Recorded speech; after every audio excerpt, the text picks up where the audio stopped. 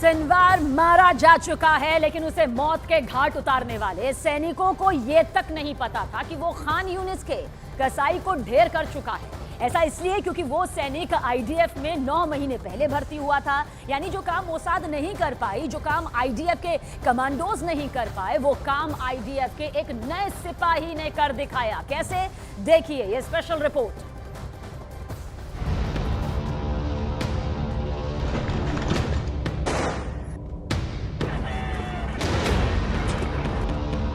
गोलियों की तड़तड़ाहट,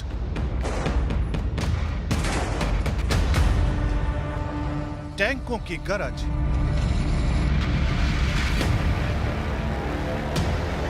फौजियों के बूटों की आवाज,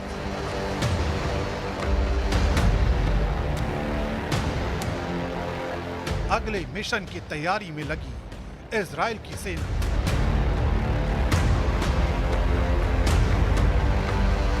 सिनवार खत्म हो चुका है। इजराइल में खून बहाने वाले खान यूनुस के कसाई का नामो निशान दुनिया से मिट चुका है। यानी इजराइल का नेतन्याहू का बदला पूरा हो चुका है। लेकिन आईडीएफ रुकी नहीं है। आईडीएफ अगले मोर्चे की तरफ बढ़ चली है।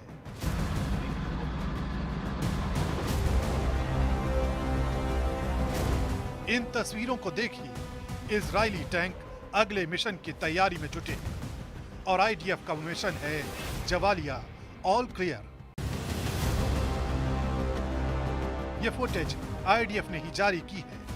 आईडीएफ उत्तरी गाजा में हमास के आतंकवादियों के संपूर्ण विनाश के मिशन पर काम कर रही है। आईडीएफ का अगला मिशन क्या है, यह हम आपको कुछ देर में बताने वाले हैं। लेकिन उससे पहले वो जानकारी जिसे जानकर दुनिया दंग है। जी हाँ, न मोसाद न ही इजराइल के सुपर कमांडो, बल्कि 9 महीने पहले आईडीएफ में आए सैनिक ने हमास चीफ को मार गिराया। गाजा में याहिया सिनवार को ट्रैक करना इजराइल के लिए सबसे बड़ी चुनौती थी, क्योंकि याहिया सिनवार किसी इलेक्ट्रॉनिक चीज का इस्तेमाल नहीं करता था। उसके मारे जाने की खबर सुनकर आपको लग रहा होगा कि इजराइल ने हमेशा की तरह एक बड़े ऑपरेशन के जरिए दुश्मन को मारा होगा, लेकिन ऐसा नहीं है। जिन सैनिकों ने उसे मारा उन्हें भी पता नहीं था कि वो सिनवार है। विदेशी मीडिया के मुताबिक सिनवार को मौत के घाट उतारने वाला सैनिक आईडीएफ के इन्फेंट्री कमांडर और कॉम्बैट ट्रेनिंग स्कूल से है। रिपोर्ट में यह दावा किया गया है कि जिस सैनिक ने सिनवार को मारा है उसने 9 महीने पहले ही सेना ज्वाइन की थी।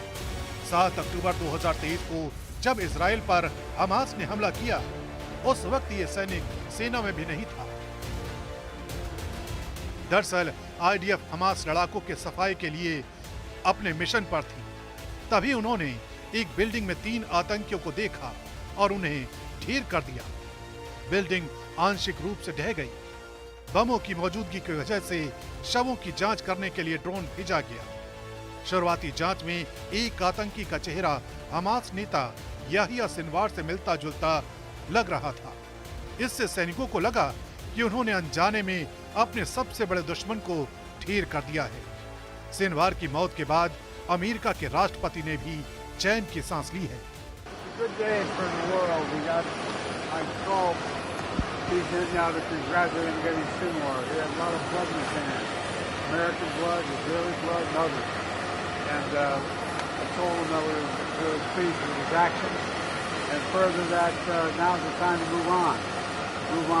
move toward a ceasefire in Gaza, ensure that we move in the direction that we're going to be in a position to make things better for the whole world.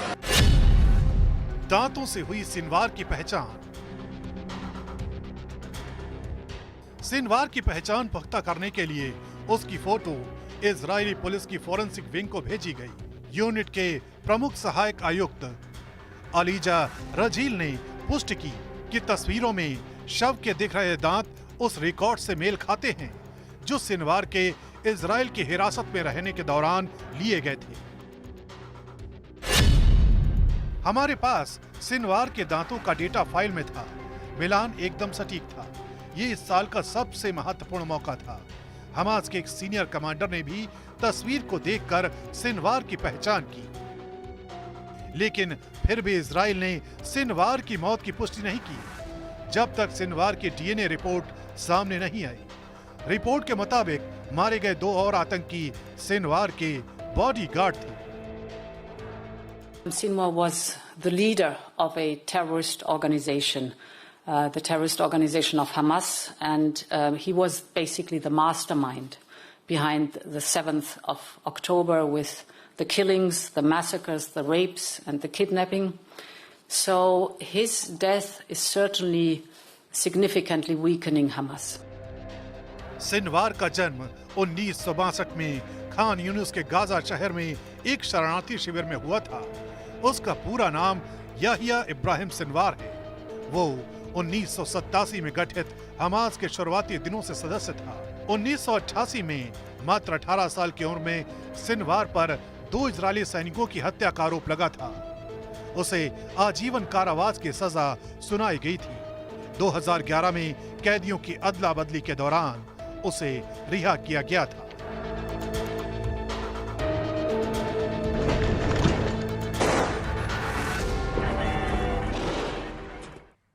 और लेबनान से लगातार हमारे संवाददाता रिफत चौंकाने वाले videos भेज रहे हैं, रिपोर्ट से सामने रख रहे हैं। दक्षिणी लेबनान के अलबेसारी से ये रिपोर्ट आई है, गौर से देखिए क्योंकि यहाँ इजराइल की बमबारी में सब कुछ कैसे तबाह हो चुका है। रिफत अब्दुल्ला की ये रिपोर्ट जरूर देखिए।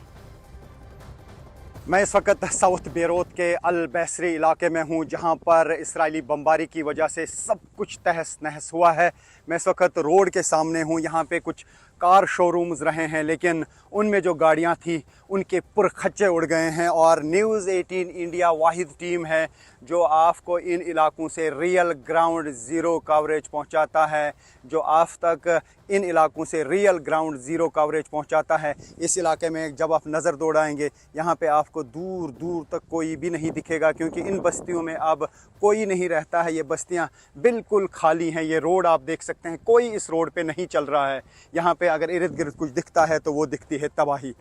और इस इलाके में तबाही कितनी हुई है उसका आप अंदाज़ा इन पिक्चर से लगा सकते हैं।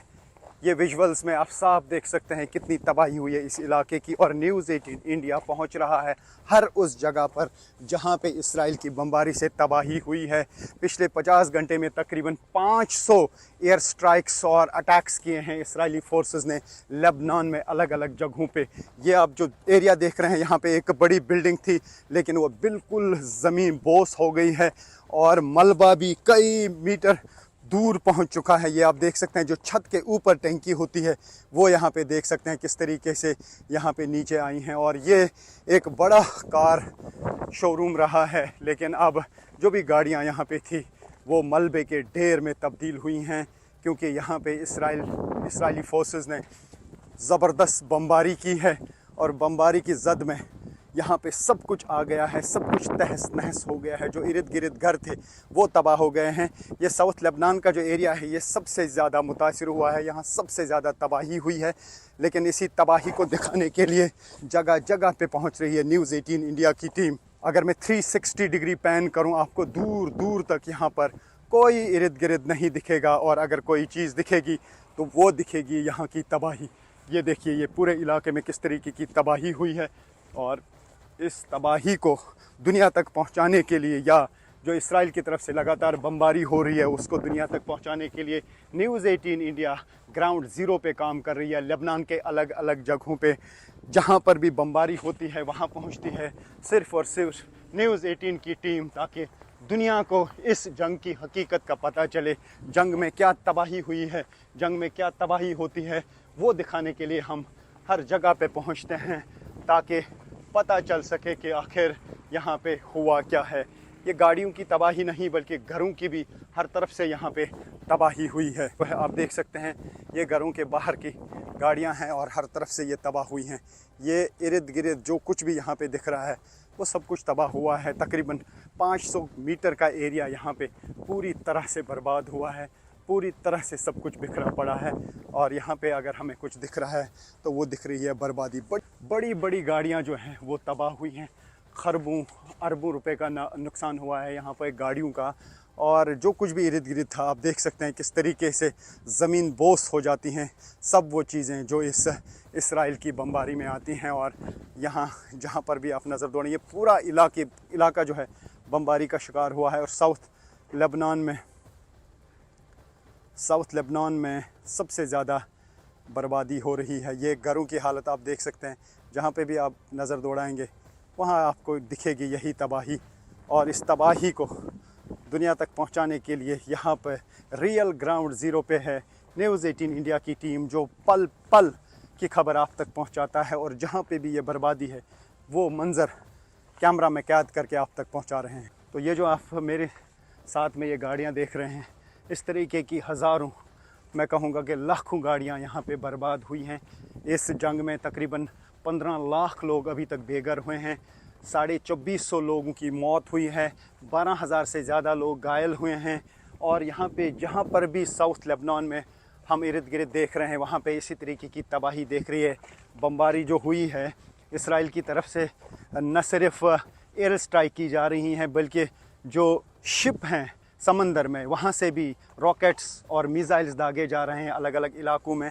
और साथ ही हम लगातार ये देख रहे हैं कि ड्रोन जो है लगातार गिर रहा है और उससे भी बमबारी की जा रही है उन इलाकों में जहाँ पे दावा कर रही है IDF यानी इसराइली डिफेंस फोर्सेस के, वहाँ पे हिजबुल्लाह के लोग हैं। जिस इलाके में मैं हूँ ये समझा जा रहा है कि हिजबुल्लाह का गढ़ रहा है, यहाँ पर भी हिजबुल्लाह के लोगों की प्रेजेंस थी और इस इलाके पे हर तरफ से बमबारी की गई है। और मैं यहाँ पे दिखाना चाहूँगा जहाँ पर मैं हूँ, यहाँ पर एक रोड है और रोड पे भी आप नहीं देखेंगे कि कोई गाड़ी नहीं चलती, क्योंकि यहाँ पे कोई आना नहीं चाहता है। मैं आपको ये जो है 360 पैन करके दिखाऊंगा। ये जो आप पूरा एरिया देख रहे हैं ये तो पूरी तरह से यहाँ पे बर्बाद हुआ है। जो कुछ भी यहाँ पे था वो सारा का सारा तहस नहस हुआ है।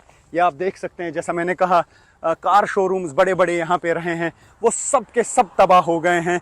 और यहाँ पर अगर आप दूर दूर तक देखेंगे, मैं 360 पैन करूँगा और यहाँ पर आपको दिखेगी सिर्फ़ और सिर्फ न्यूज़ 18 इंडिया की टीम, क्योंकि यहाँ पे कोई रहना नहीं चाहता है, यहाँ पे कोई आने की हिम्मत नहीं करता है। लेकिन न्यूज़ 18 इंडिया की टीम ने ठान लिया है कि हम दुनिया तक वो सच पहुँचाएंगे जो बाकी न्यूज़ चैनल्स नहीं पहुँचा पा रही हैं। हम माउंटेन्स पे दूर बैठ के जूम इन करके आप तक कवरेज नहीं पहुँचा रहे हैं, बल्कि यहाँ पे जो तबाही हुई है, जहाँ पे हर बार बमबारी होने का खतरा रहता है, वहाँ पर ग्राउंड ज़ीरो पर हम जाकर आप तक ये कवरेज पहुँचा रहे हैं। मैं 360 पैन करके आपको दिखाऊंगा कि इर्द गिर्द आपको यहाँ पे कोई नहीं दिखेगा, और अगर दिखेगा वो दिखेगा सिर्फ न्यूज़ 18 इंडिया की टीम। पूरा 360 में घुमाऊंगा, आप देखते रहिए, कोई झूठ नहीं है। आपको कोई भी इर्द गिर्द नहीं दिखेगा। देखिए, आप कुछ किलोमीटर तक दूर से देख सकते हैं, कोई मूवमेंट इस इलाके में नहीं है, क्योंकि इस इलाके से सब लोग निकल चुके हैं, क्योंकि यहाँ पे डर का माहौल है, ख़तरा हर बार रहता है। और मैं रोड क्रॉस करके बताऊंगा दूसरे साइड से भी ये बमबारी की वजह से ये तबाही हुई है इन इलाकों में। दूसरे साइड से आप देख सकते हैं यहाँ पे भी गाड़ियों का एक शोरूम रहा है, और आप देखें जो नई गाड़ियाँ यहाँ पे थी उनकी हालत देखिए कि किस तरीके से पूरी